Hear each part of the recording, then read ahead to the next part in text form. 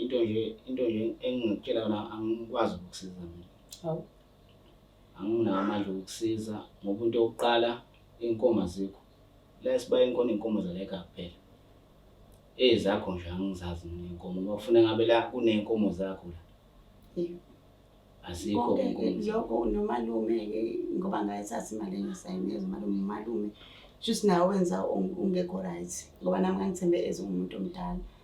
Ngiphuza-ke mina umalume wakho lophuza utshwala. Ingoba ngingazi njani befuna abantu basemzini ukuze ekhaya.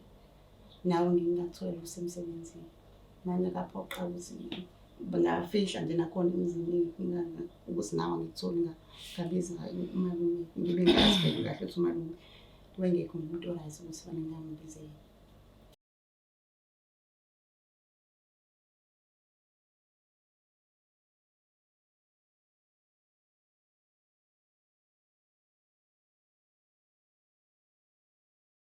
Uphinde ngithatha leli thuba ngikubingelele mbukelo we-Black Life TV isiqephu sithi izinkinga zomndeni with myself la ngimagasela. Kunosisi ophinde wasibhalela abafowethu sesisabona ukuthi ngoba vele sesikhona kwi-area azivele senze iqiniso simbize siqede ngodaba lakhe. Ngicela ukuthatha leli thuba ngibingelele mbukeli naye uzobe senze into efanayo bese yakutshela ukuthi uba wakaba. Sawubona dadewethu njani? Ngiyaphila. Ngicela ubingelele nje umbukeli uzisho ukuthi uba wakabani. Sanibonani mabukeli bakwi-Black Life TV ngothandela igama kaHlongwane Sibongo. Ngihlala khona la eSanda. Okay, Sanda. Ngibhalele la ku-Black Life ngifuna usizo. Nginenkinga kahle shuthi 2022 nangoJuni lapho kwafika abasemzini ngizolotsholwa. So nginawo ubhuti omdala kodwa ngaleso sikhathi sinayo umalume ukusho ukuthi umalume besingasahlali naye. So ehlala kwenye indawo. So mina ngathatha lo malobolo lawo ngawasa umalume. Manje mengiqhubeka nokuhamba kwesikhathi nabasemzini sekubela phela kufanele kuqhutsheke izinto ngaze nga-engage khona kunjalo. Manje sekudingeka mengihamba nezinto zabantu labo kudingeka ngoba ngiyabona izinto zami ayisalungi into efanele ngabe ngayenza mina bafanele ukuthi ngikhulume nobhuti wami omdala. Because umalume ngiyakena manje umalume wayidla imali akusakwazi sekume yonke into akusenzeki lutho izinto esangilungeli. So into engiyidingayo bengicela ukuthi unihlukanisize bandla ningikhulume nobhuti wami omdala because nobhuti akasangeni uyavusa. Yena umuntu engidinga ukuthi ningisize ningikhulumile naye ukuze sisothe izinto ngikwazi ukuthi ningikhulume naye ngisothe izinto nabasemzini. Because nabo manje abasathembi nomalume uyayiphuzela nje umuntu uhamba ehlala. So manje nginaleyo nkinga leyo. I'm sorry. Yabo kuhle kumbi nje amawishiwishi. Kunzima kakhulu. Nje bese wazana umbethe yini bathini ekhaya. Washada nje wena lotsholwa akubiza bahlalisa phansi bathiwa ubhedakazi abazi labantu. Yebo kwenzeka kanjalo. Ngavuma. Manje umalume ife kanjani imali kuyena yedwa bese yayidla. Ngokuthi besingasenabazali vele kukhona wena umalume sikhule phambi kwakhe. Wena ngizongithathela. Angangithathele lutho mina. Kwaba khona eyasala mina ngokuphuza-ke kotshwala nani sangamtshela nobhuti omdala ngaleso sikhathi lesikhozi nabo bengekho ngamatoho eduze kwethu. So ngathatha mina ngayisa kumalume which is umalume ongafanele ngomthetho wafanele uqale ngikhulume naye ubhuti osizalana naye. Thandeka. Kufanele ngiqonde yeso. Ave ngibheda olima ave ngiqondisa. Imali wayidla wedwa noma nayidla nomalume nobakuthunga uphuzo. Sayidla naye umalume ngophuzo. Ngiyabonga sithando sami. So manje ufisa ukuthi ubhuti omdala angenelele akurescueishe kule nkinga obhekene nayo. Yes. And then enze njani? Akube khona imali akhiphayo from emalini yakhe ukuze apheshe phela le lento esenzela ukuze uqhubeke umshado. Yebo bengicela bandla angilekelele naye ubhuti angisize manje uyavutha. Fanele futhi ngoba akayidlanga yayizwe leyo sisi wakhe. Ngangamtshela lutho ngikufanele naye ukuthi ngikhulume naye. So manje uyena umuntu engicela bandla angilekelele angisize. Ukuthi uyavutha omevuthela mina ngabe se-5 isifundisho. Khona kuzoba nzima ngifuna ukuqamba amandla. Ngiyadlala nganami sizama ukuthi sikhulume naye. Engifisa ukwazi lapho kwakuwumuphi unyaka ulotsholo? It was 2023. Oh sengihlalile-ke kodwa. So uhusband awukazi ukuthi ivuka ukuthi imali ayisekho. Cha. Ngisho unxilile nje Joe umuthi husband abheke. Ngisho lonto. Cha ngazi ngikusho. kufanele kodwa ukushada indlela othobekile. Yazi nasenze njani uThandeka singasimoshi isikhathi. Azama ukumbiza ubhuti omdala. Simbekele lolu daba. Alisimuzwe ukuthi uzothatha kanjani and ube specific ukuthi ufuna kusize ngani. Yabo angisho nestory sakho wena mina nje ngizoba umiddleman ukuthi akwazi ukuzwa kahle le nkulumo bese nami ngiyambona ukuthi ngeke kusikwazi ngomthambisa bese efikele la ekusizeni khona. Ayisekho enye into abamkhwena abazoyiletha kuwena mhlawumbe njengemali esithi at least mesebeletha ukuthi ke uzobenefita this time kumele umsebalekile ngesamfakela ngiyasaba nakhathi going forward. Akwamanje funa kube nathi sibuyisele phela ezinto bakushintshiswana oyishabona. So manje ngina angisebenzi nami sokunzima nomkhonyana ngimfihlekile kuyinkinga nje. Manje pressure is too much. Pressure kakhulu ngoba isikhathi sami ngiyahamba uthulekile kanjalo. So ngiyena umuntu engimcabanga ubhuti wami umdala manje uyena bengicela manje ngisize sikwazi ukuthi ngikhulumele. Okay, wetha asenzeni kanjalo njengokufisa kwakho sizozama ukuthola umalume semlethe la bese ubhodera la. Okay. Unaba abantwana future husband. Okay. Sibangaki? Uyedwa. Sabonga. Angisho ukuthi bro maybe about so. Bali ngishelo ukuthi ngoba ngangena emshadweni ehlisi usunawo ukubika ubonakalile ukuthi yakwazi ukuzala. Mbukelo Flick Life TV naludaba la uThandeka sibekela lona eThekwini usitshela ukuthi wafika kwaZovelwe ekhaya ngo2023 emva kokuvela wasekhaya evela ekhaya benokumalume wakhe bahamba bawayisebenzisa imali ngendlela engalungile bayidrinkela bashaya iphesenti lagcwala umzimba baba 100%. Inkinga ke manje ubhuti wakhe lo mdala kini azange bemnikeze ikhathi lutho. Nawo inkinga isisekuthenini umfana sefuna uqhubeke phela nona namalungiselelo omshado sekukhona izinto yena uThandeka afanele ayiphinsele kamfana. Seyamphoqa manje ukuthi azame ukuthola le mali and umuntu ongamsiza ubhuti wakhe omdala. Manje ngithi uyavutha ubhuti wakhe omdala and also ukhumbula ukuthi ubhuti omdala azathola ikhathi kula malobolo. Umalume ayisakhuluma indaba yakho. uThandeka she's also unemployed. So nje kahle kahle akanayo imali ukuthi aqhubeke nalento kodwa futhi at the same time ubona isikhathi sami iminyaka yahamba kuyamphoqa ukuthi ahamba emzini wakhe.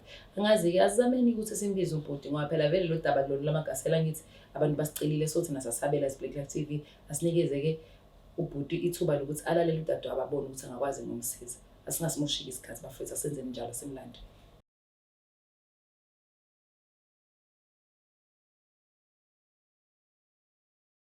Uyothi usale kanjani abanye betetiliza bezidabela ama-products aka-Black Life Traditional Pharmacy walala wasala wavuka wayithatha ziyakala mzala.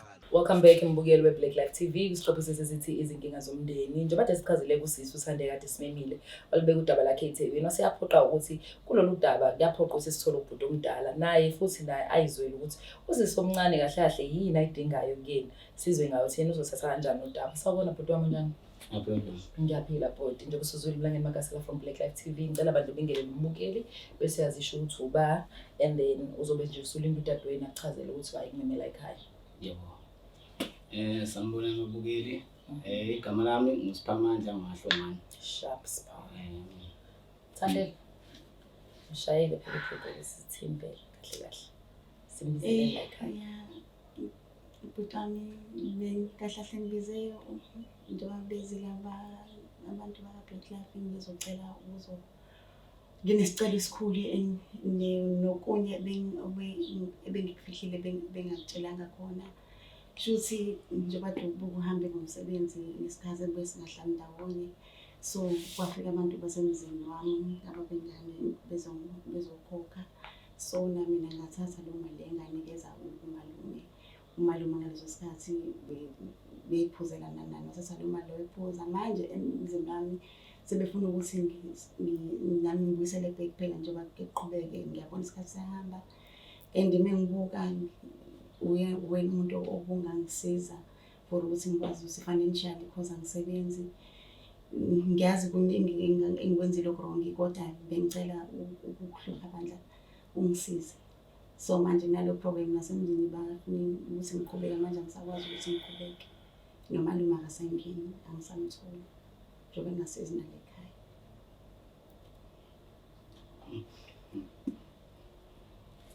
Nesikhathi esingakanani ke wena ulotsholiwe mablaza ngibikele ukuthi wena ulotsholiwe wena?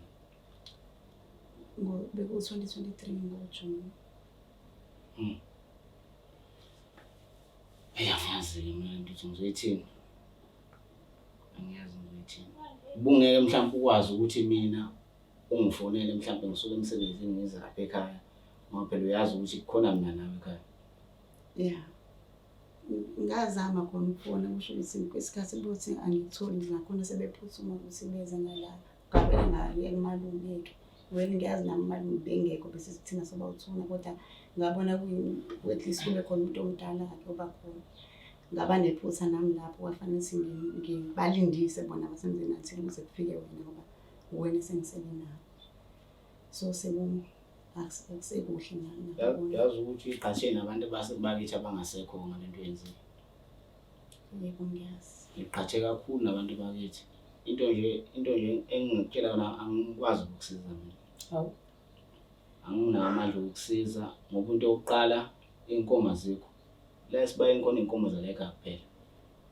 Ezakho nje angizazi mina inkomo ngoba ufuna ngabe la kunenkomo zakho la. Yebo. Azikho inkomo. Lokho nomalume ke ngoba ngayithatha imali engisayineza malume just nawe wenza ungekho right ngoba nami ngangithembe umuntu omdala. Ngiphuza ke wena umalume wakho lophuza utshwala. Ingoba ngingazi njani befuna abantu basemzini ukuze ekhaya. Nawe ngingakuthola usemsebenzini. Manje kaphoqa ukuthi bangafihla nje nakhona emzini ukuthi nawe ngikuthole ngabiza umalume ngibe ngiyazibheka kahle ukuthi umalume wengekho umuntu orayithi ukuthi bani ngangibizele. Ngiyaqolisa manje. Awona nje ngikwazi ukuthi ngakusiza ngama kanje ngoba manje ngiziphuthe elikhulu ufuna nje ngabe lezo nkomo lezo ila egcekeni. Manje labantu laba ngokuthi khona inqubekela phambili abayifisayo. Senze njani imali sekunje ngoba la ekhaya khona inkomo zala ekhaya kuphela ngoba ngeke phela sithathe inkomo zakithi senze into ungaze ifike inkomo zabo bona. Imali ucela bandla ukungena ngiyaxolisa. Balethe inkomo ehambayo like mo balethe imali. Oh balethe imali baba hayi inkomo.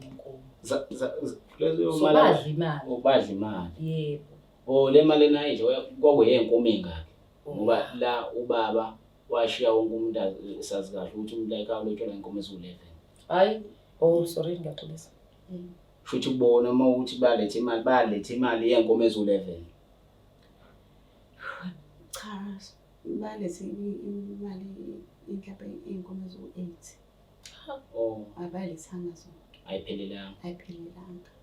Nomalume wena navumelana ngokuthini ngokuthi ayiphelelanga noma basazoyilethe ezinye. Basho njalo bathi bazoyiletha ezinye kodwa ke into bayiqeka. Kodwa ngisathule nami phela balindelile angisazi ngizokwenza njani. Sengibona kuyiyona indlela ukuthi ngize ngiphumele obala ngitshele ngoba sayiyadleka naleyo mali leyo. Yona mali inkulumo yakhe yangikhululisa kakhulu. Ngabe ngingazi ukuthi kanti ngisusa emsebenzini ngisusela lento ongitshela yona manje. Angikhululisa kakhulu le nkulumo yakho.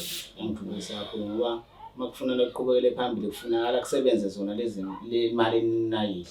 Iyona engasekho baba yikho sekucelile usube khona. Mesibona ukuthi lapha akekwazi ukuthola noma ilona uzoqhubeka. Nje ukhafa ihlazo laseswakho. Kunzima ke. Manje sisi wami ke na chaza ayikho indlela ukuthi ehambe lapha kumalume wakhe labadle ngale mali. Amtshele ukuthi umalume ke ongcono. Ngoba phela nami ngenzami nahlela umuntu obasihlini naso ngabilisisa. Amchazele kumalume naye akangihlangabeze. Umalume futhi uyazi ukuthi umuntu oyidalelwayo. Akanalo ukuthi akanye sangeni ngibe ngasamtholi naloko lapho ehlala khona emjondolo la uthi uhlala khona. Ngazongiqhatha nobaba bengasekho. Kanti uyazenzela nje la ekhaya mangabe singekho. Kwaba iphuza nami ngingasazi ukuthi ngizokwenza njani sibantu befuna ukubuza. Khona kwaba ngazama ukufona basho ngenxa yomsebenzi wakho ke ngagcina nami sengenza ngemindlela. Hayi ngisasayibonga kakhulu. Manje ke mina ke usufuna nami ke manje ngiphule emaplani nami ngenxa ukuthi wena ke phela manje ugaxeleke. Engathi wena wedwa manje umuntu onenkinga. Wanami nginezami. Sifuna ngenze njani ke mina? Thathe yona le mali yokugcina le ngiqhubeke nento zakho. Ngiyeke lezi ezami mina bengisayiplana ke manje. Ngiyayeka shuthi manje. Bengicela ungisize ngadinga. Hayi. Ngizwa kahle. Kodwa khona uzama ungakuzama uma kuthiwa mekwenzeka ukuthi uyayizwa. Uma ungayenza icebo njengobhuti omdala. Manje phela ayikho into esengingayenza nami azi. Kodwa lo muntu uyaganga. Kodwa-ke manje mina-ke uma ngathiwa sengithi mhlawumbe ikhona iplani engingayenza-ke kuwusisi. Mina ubaba kezeni ukubuyisela kimi induku ukuthi ngenza into e-wrong ukuthi ngithathe iy'nkomo ngikhokhele lo muntu. Uzothatha khona isibayeni kini. Angithi phela manje sekufuna ukuthi ngoba sekuyisimo esiphuthumayo sekufuna ngithathe la esibayeni ngithole imali bese ngi-eda kule nami ekhona. Anikwazi ukwenza impepho ukuthi nimcele. Yikho phela lokho kodwa manje ngibuza ukuthi mina ngeke futhi egcineni wakho konke kube ngathi mina umuntu orong ngoba phela mina la ahlahla ngikho umuntu orong sisi. Yebo, uyazi naye yikho ecelile ukuthi ucela umsizi. Lokuthi wenze iphutha. Futhi mase kufuna u-80. Nayidle imali yaphela. Mina ngididakele. Sayidla yaphela. Malume odikhona into esila akayenze ekhaya ngale noma nje kwaba nje uphuzo odaba kuphela nje into ayisebenza ngaleso sikhathi. Agcina ngokubiyela nje kuphela. Ngcono kodwa. Okunyazangeke. Lokho ibekile ngesimo sokuphuza-ke. Nami-ke ngeke ngize ngiqhamba amanga nje. Nayidla nonke. Yebo bhuti. So kuthini bhuti uzenze njani ucabangani? Mhlawumbe nje uma ungasisherela ukuthi what's on your mind. Ngokuthi udinga usizo ngeke ngize ngimlahle ngoba sewusisi singisele naye. Beautiful lapha. Ngisemlahle. Kodwa futhi manje kuzofuna imali sami socela umkhulu-ke manje akwazi ukuzosishisela le mpepho bese nichazela umkhulu ngoba uyena phela nawe umdala esibuye sithi uma senza izinto la ekhaya sibiza. Ngimbizi. Wayengekho umkhulu ke la ngamlobola? Wasesibhedlela sokhathi umuntu uhlala kude kakhulu. Okay, qhubeka bhuti wami umkhulu. Futhi sizobiza umkhulu lo usese emchazele lento yangichazela yona. Ukuthi umkhulu nawe uzoyezwa kanjani nami sengiyozwa ngovuka umkhulu ukuthi siqhubeke sicele lapha nemsamo ukuthi aqhubeke ke phela kwenzele sesizokwenza ngayo imali yethu ngoba phela manje ufuna ukugcina iganile. 100. Sengizwa ngaye umkhulu uthini ngoba kona lekho akangitshela bona sesiyihlaza kakhulu. Yeah, Ihlaza kakhulu ukuthi ethatha amalobole kase ekhaya kuma ekubeni kithi likho. Ekubeni futhi ekhokhele yonke into ephilonga la ekhaya. Lokho nje ku-wrong kakhulu. Ngaba wrong khona kakhulu. Qhamba amanga sengiyakubona nami ukuthi ngaba wrong. Manje nami izinto zingihambile kahle. Noma ngiya kubantu izinto nje ikhona lokho engakwenza. Enginelo umuntu engamnikeza akawusizo lami ukuthi sengiyakubona manje ukuthi sengivule amehlo ngakubona manje ukubaleka ukuthi sengibiza ubhuti wami manje wayengekho kwenzeka yonke into okumnandi. Kodwa manje sengiyamdinga ngoba nakhona ukuthi kubaba umkhulu emakhaya ngiyasaba futhi ngizodinga yena futhi ukuthi abe khona futhi. Yini futhi baningi ngizandawonye masizobambana. Ngiyofuna ukuthi kuyobiza umkhulu-ke umchazele kahle-ke bese sizwa ukuthi umkhulu uthini-ke kuthenga lezo mbuzi ezofuneka. Ukuthi kuqale kubikwe lelo daba lakho lolu osulonile qala kanti kuqhutshekele kuye phambili ngoba sekufuna sicele phela manje ngibona uyithathele umthetho wakho ngesandla. Ufuna sicele manje kubaba bangasekho nokumkhulu abanye abangekho. Ukuthi obunye bengifihlela khona nokuthi ba-engage futhi. Hayi. Wenzelwa zonke lezi zinto ubhutakazi? Yebo. Kanti kukhulu. Hey. Wayebanga umtshela ngempela ngiyaxolisa ukufaka isawuti esilondeni. Ngisaba nje nami ukuthi ngasithathe izinto ngenxa Waba excited kakhulu. Hayi. Asesayi ngeke. Lezi zinto sekufuna ichazele umkhulu ngamanje. Mina ezinye zazo sangixaka ngoba ngathi sizophuma kanjani lesimo kuso njengamanje. Hayi asinikeze umkhulu udaba. Njengomuntu omdala futhi usaphila mhlawumbe uzobona ukuthi kuzokwenzeka kanjani. Ngiyacela. Mhlawumbe futhi-ke vele ngoba mekwenziwa imishado iningi into eyishona le nayo le nkomo le nzobe nithathile nayisebenzisa ekutheni nenze izinto eniyidingayo mhlawumbe izobuya ukuthi nje mhlawumbe kufanele axolise kwangempela emndenini impela lokho engikufunayo ukuthi kube khona umkhulu yena omdala khona uzokwazi ukuthi usekhona umuntu omdala ozomela yonke le nkulumo. Bese kuthi nomalume kodwa kuzofuna ebe khona umalume. Ebe khona. Lesimfuneke ngisozama sinami ngimfuna umuntu Asamtholi. angisamtholi. Amalume somthola. Unayo ifoni? Sizokwazi ukuthi Nenamba leso esingenginayo sangena. Yasimsendele message uthi yena bafuna ukuzoqedela uzomthola. Ngaphela sekufuna beqedele la baqale khona. Bakwazi ukuzoqedela ekhaya. Mhlawumbe sangabuyiswa lokho ngoba umuntu ethandela mhlawumbe. Imali esenzela ukuthi umalume ukuze atholakale. Funa beqedele. Aqamba manje usisi kumalume athi khona abantu laba abafana bazoqedela. Uzosabela Uzosabela bayethanda bese niyathatha ngaleso sikhathi abona ukuthi ilungisa kanjani le meko. Hayi. Ungancane. Nabo vela ngithi kuthiwa abantu kuyaqedela ngeke ngize kuthi intombi ayiqede. Yini engaqeda? Inkomo ayiqede. Ngithi phela abanye bayabaleka. Abanye bakhona. Bayabaleka manje uyabona nje ngoba ungaqedwa izoqedelwa asazi ukuthi mangiqedela la ngiyabuya ngidethe ukuthi ngiyamthatha. Yabo. Basebenzele elizimi kanjalo abanye uthola ukuthi amandla wekho bekhathula nga8 noma nga4 kuze kufike leli nani abesoyibiziwe.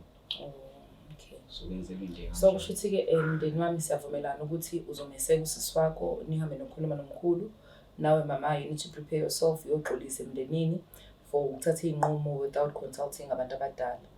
Yes. So I think iyaphela le ndaba yethu. Hayi Lo kade ufisa ukwenza futhi ubhuti ngidlala ngaye akavuthi next. Ngiyamazi wakithi ngoba mhlawumbe khona. Uyahlonipha. Siyabonga. Siyabonga ukhuliswe kahle. hayi Siyaxolisa futhi ukwehla ngenhla but I think thina sekuphela lawo kwethu. Lo kade ufisa sesibenzele kona sibo middleman akutshela ukuthi medinga lo usizo wasuyakhombisa ukuthi wena you don't have a problem. Ungakwazi ukuthi umsizo umbambe isandla noma kunzima because ngiyakubona iyajuluka. Kodwa egcineni into ebalekile ukuthi as ubhuti igazi lakho uyafuna umeseka iqhubeke lento ukwenze ngendlela eright. Siyabonga kakhulu. Ngiyabonga sisikakhulu. Siyabonga ngathi ngahamba kahle konke isonto sami. Siyakubongela. Ndobizela emukele Black Light TV umndeni inganza ndawonye zithelelana amanzi omunye esho ukuthi wenze ukuthi nobhuti wangathatha ngesinqwali ilokhuzane udaba wavele nje walamukela kahle even though ngimbona ukuthi hayi uyajuluka. I think nakwenze ukuthi yonke lento imihla ngenhlakazo siswakhe cishe washada kahle ngazi because uhambe wa proposer ufake indandatho ngala wahamba ukhokhela inkomo zazabo 80 yena akazi lutho ubizwa nje ngoba sekhona inkinga ekhona. So nje I think kwabona lokho ukuthi uya understanda noma singisho understand per se but ukuthi wonke lawo maphutha uthi okay hamba uqolisa kudinga ngibingenza umndeni uqale phansi ikhulunywe yonke into kahle and then this matter will be sorted ngokubuka kwami. So mina ne Black Life TV ngicabanga ukuthi singayidede inkundla abafethu angiboni sikhona okunye okusala kumele sikwenze kulomndeni. Siyanithanda abafethu niqhubeke nibukele Black Life TV and also don't forget to subscribe. I'm out. It's the Black Life TV.